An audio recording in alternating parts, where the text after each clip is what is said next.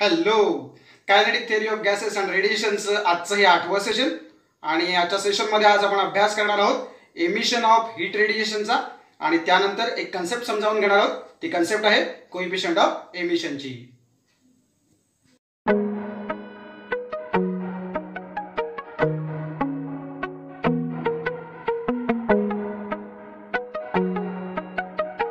तर सुरुवातीला बघूया emission of heat radiation. So Pierre Prevost नावाच्या सायंटिस्टने एक थिअरी पब्लिश केली होती रेडिएशन संदर्भात, जिला आपण theory of exchange of heat असं सुद्धा म्हणतो. तर या थिअरीमध्ये तो काय म्हणतो की अशा सगळ्या बॉडीज ज्यांचं टेम्परेचर 0 केल्विनपेक्षा जास्त आहे अशा बॉडीज थर्मल एनर्जी रेडिएट करतात, त्याच वेळेला सराउंडिंगकडून त्या काही रेडिएशन ॲब्सॉर्ब करतात.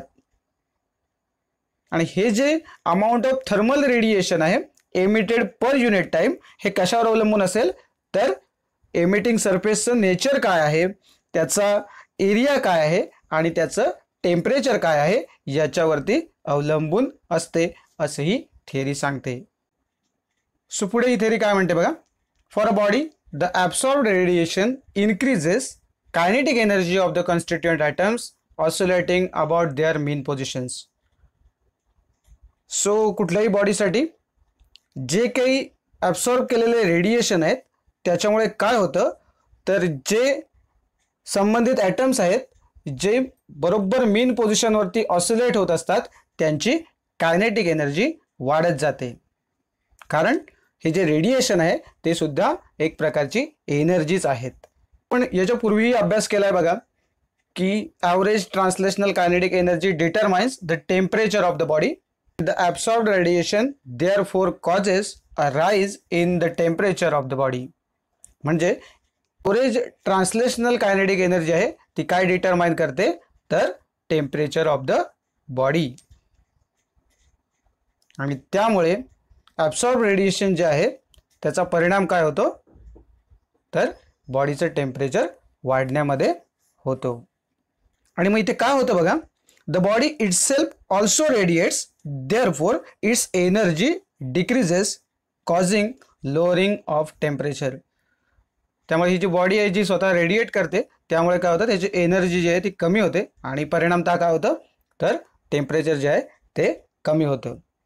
आणि समजा ही जी बॉडी आहे it radiates more than it absorbs. So जेवढी ती ॲब्सॉर्ब करते त्याच्यापेक्षा जास्त जर ती रेडिएट करत असेल तर काय होईल टेम्परेचर पुन्हा एकदा कमी होईल. आपण अशा अर्थाने जर बघितलं की जर बॉडी ही कमी रेडिएट करते आणि जास्त ॲब्सॉर्ब करते असं जर असेल तर डेफिनेटली काय होणार आहे तर एनर्जी ॲब्सॉर्ब केल्यामुळे टेम्परेचर ॲटोमॅटिकली इन्क्रीज होणार आहे. आणि समजा अशी सिच्युएशन झाली की rate of absorption of the radiation is same as the rate of emission of the radiation. त्यावेळेला काय होईल ॲब्सॉर्प्शनचा जो काही रेट आहे आणि एमिशनचा जो रेट आहे तो जर सारखा असेल तर काय होईल the temperature of the body remains constant. म्हणजे डेफिनेटली आपल्याकडे हा कन्सेप्ट आपला आत्ता याच्यावरून क्लिअर होऊ शकतो की ज्या वेळेला काय होतं ॲब्सॉर्प्शन कमी असेल त्यावेळेला काय होतं तर टेम्परेचर कमी असतं, ॲब्सॉर्प्शन जर जास्त असेल तर टेम्परेचर काय होतं वाढतं. आणि समजा असं असेल की रेट ऑफ ॲब्सॉर्प्शन आणि रेट ऑफ एमिशन हे दोन्ही सारखंच असेल म्हणजे जेवढी एनर्जी ॲब्सॉर्ब केली जाते तेवढीच जर का आपण एमिट करत असू तर डेफिनेटली काय होईल टेम्परेचरमध्ये कोणत्याही प्रकारचा फरक पडणार नाही. So temperature of the body remains constant and the body is said to be in thermal equilibrium with its surrounding. So अशा वेळेला त्या बॉडीला आपण काय म्हणतो तर it is in thermal equilibrium with the surrounding. So जे आजूबाजूचं वातावरण आहे त्याच्याशी ती इक्विलिब्रियम कंडिशनला आहे असं आपण म्हणतो. So at room temperature the thermal radiation corresponds to wavelengths longer than those of the visible light and hence we do not see them. So room टेम्परेचरला काय होतं तर थर्मल रेडिएशनच्या ज्या वेवलेंग्थ आहेत त्या व्हिजिबल लाईटच्या वेवलेंथपेक्षा जास्त असतात आणि त्यामुळे ते आपल्याला दिसत नाहीत. आणि सर्वसाधारणपणे हे आपण रूम टेम्परेचर पासून ते 800 डिग्री सेल्सिअस पर्यंत म्हणतोय. आणि समजा जर आपण असा विचार केला की जवळपास 800 डिग्री सेल्सिअस पर्यंत टेम्परेचर जर गेलं तर part of energy emitted is in the visible range and body appears red. म्हणजे ज्या वेळेला टेम्परेचर हे 800 डिग्री सेल्सिअसच्या जवळपास जातं तेव्हा काय होतं तर काही एनर्जी जी आहे ती विजिबल रेंजमध्ये येते आणि त्यावेळेला बॉडी जी आहे ती पूर्ण तापलेली लाल रंगाची आपल्याला दिसते. आणि ज्या वेळेला टेम्परेचर साधारणपणे 3000 डिग्री सेल्सिअस पर्यंत जातं तेव्हा बॉडी जी आहे ती पांढऱ्या रंगाची दिसते, खूप तापलेली असते ती. आणि the filament of tungsten lamp appears white hot as its temperature is around 3000 degree Celsius. So tungsten लॅम्पचं जर फिलामेंट आहे ते त्यावेळेला तुम्हाला व्हाईट कलरचं दिसतं ज्यावेळेला टेम्परेचर 3000 डिग्री सेल्सिअस असणार आहे. आतापर्यंत आपण काय बघितलं बघा. We have the seen that all bodies radiate electromagnetic radiation when their temperature is above the absolute zero of the temperature. म्हणजे सगळ्या ज्या बॉडीज आहेत त्या इलेक्ट्रोमॅग्नेटिक रेडिएशन कधी रेडिएट करतात जेव्हा त्यांचं टेम्परेचर हे ॲब्सोल्यूट झिरो टेम्परेचरपेक्षा जास्त असेल तेव्हा. आणि ही जी अमाऊंट ऑफ हीट रेडिएटेड आहे बाय द बॉडी ही कशा कशावर अवलंबून असेल बघा. तर डेफिनेटली आता जे आपण म्हटलं ते the absolute temperature of the body that is T. त्याच्यानंतर पुन्हा काय असेल बघा तर त्या बॉडीचं नेचर काय आहे त्याच्यावर अवलंबून असेल. नेचर म्हणजे काय बघा, त्याचं मटेरियल असेल, नेचर ऑफ द सरफेस असेल म्हणजे तो सरफेस पॉलिश आहे की रफ आहे याच्यावरती ते अवलंबून असेल. त्याच्यानंतर त्याचा सरफेस एरिया किती आहे त्याच्यावरती अवलंबून असेल. आणि त्याच्यानंतर टाइम ड्युरेशनवर सुद्धा ते अवलंबून असणार आहे. Time duration for which body emits radiation म्हणजे किती वेळ ती बॉडी एनर्जी रेडिएट करते किंवा रेडिएशन एमिट करते याच्यावरती अवलंबून असणार आहे.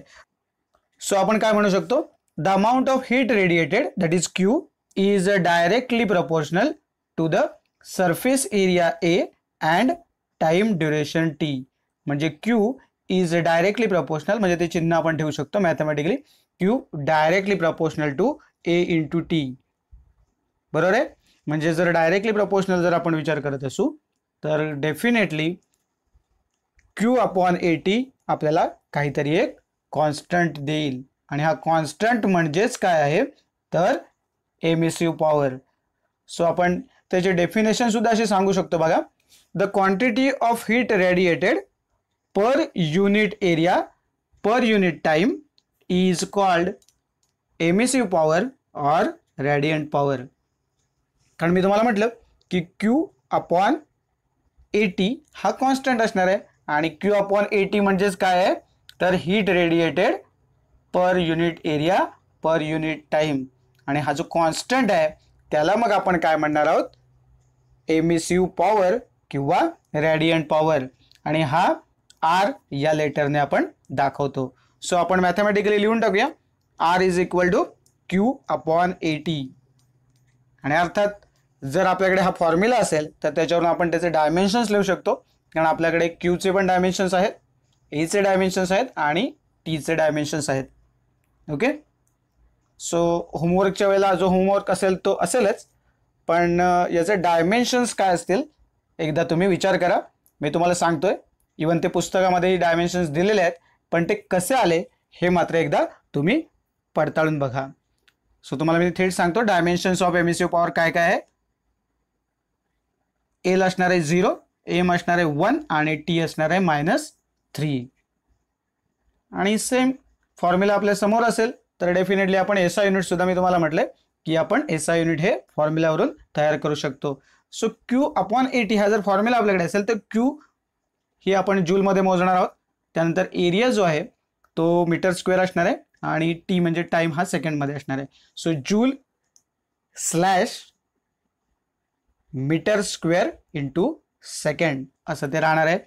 आणि दुसऱ्या भाषेत आपण असं म्हणू शकतो, जे आपण नेहमी लिहितो एका ओळीत लिहायचं असेल तेव्हा काय लिहितो आपण बघा, joule meter raise to -2 second raise to -1. कारण मी तुम्हाला म्हटलं की मीटर स्क्वेअर हा डिनॉमिनेटरमध्ये आहे आणि टी हा सुद्धा डिनॉमिनेटरमध्ये आहे, त्यामुळे ते वरती जेव्हा जातील त्यावेळेला विथ निगेटिव्ह साईन असेल. So joule meter raise to -2 second raise to -1. किंवा जर तुम्हाला थेट लक्षात ठेवायचं असेल तर दुसरं त्याचं एसआय युनिट आहे वॅट पर मीटर स्क्वेअर.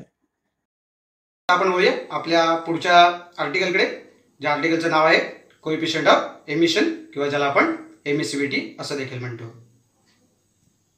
सुरुवातीला बघूया त्याची डेफिनेशन काय आहे. The coefficient of emission or emissivity, that is E, of a given surface is the ratio of emissive power R of the surface to the emissive power RB of a perfectly black surface at the same temperature. So ratio कशाचा घ्यायचा बघा.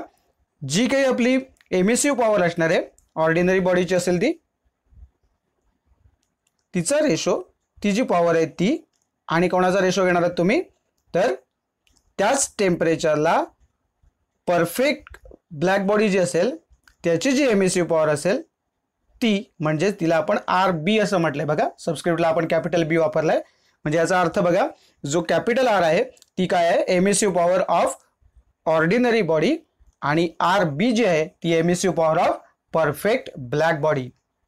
So therefore बघा काय लिहू शकतो आपण, तर E is equal to R upon RB.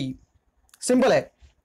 So आपल्याला एकाच टेम्परेचरला आपल्याला या दोन्ही व्हॅल्यू कम्पेअर करायच्या आहेत. म्हणजे ॲट द सेम टेम्परेचर जर ऑर्डिनरी बॉडी असेल तर त्याची एमिसिव्ह पॉवर काय असेल, आणि त्याच वेळेला परफेक्टली ब्लॅक बॉडीची एमिसिव्ह पॉवर काय असेल. आता जी काही आरची जी व्हॅल्यू आहे ती आपण मागच्या फॉर्म्युल्यामध्ये बघितलेली आहे. सो प्रत्येक बॉडीसाठी तुम्हाला असा आर कॅल्क्युलेट करून घ्यावा लागेल. आर फॉर ऑर्डिनरी बॉडी आणि R for perfect black body, त्याला आपण RB असं म्हटलंय, बी फॉर ब्लॅक अशा अर्थाने.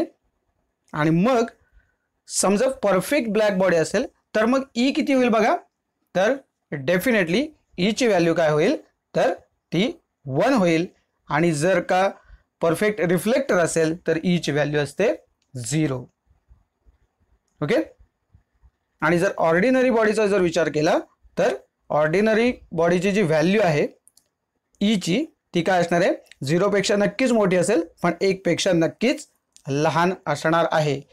हे कशावर ठरणार आहे, तर त्याचं जे काही सरफेसचं नेचर असेल त्याच्यावर हे ठरेल, पण नक्की 0 आणि 1च्या मध्ये ही E ची व्हॅल्यू ऑर्डिनरी बॉडीसाठी असणार आहे. दुसरं आपण याच्यासाठी काय सांगू शकतो बघा, तर ही जी एमिसिव्हिटी आहे ही जर रफ सरफेस जर आपण बघितला तर त्याच्यासाठी लार्ज असते, आणि स्मूथ सरफेस किंवा पॉलिश सरफेस असेल तर त्याच्यासाठी ही एमिसिव्हिटी ही स्मॉल असते. शिवाय एमिसिव्हिटी ही टेम्परेचर बरोबर सुद्धा बदलते आणि काही प्रमाणामध्ये वेव्हलेंथनुसार सुद्धा बदलते. आणि आता वळूया आपल्या आवडत्या कार्यक्रमाकडे, होमवर्क. तर आजचा होमवर्क काय आहे बघूया.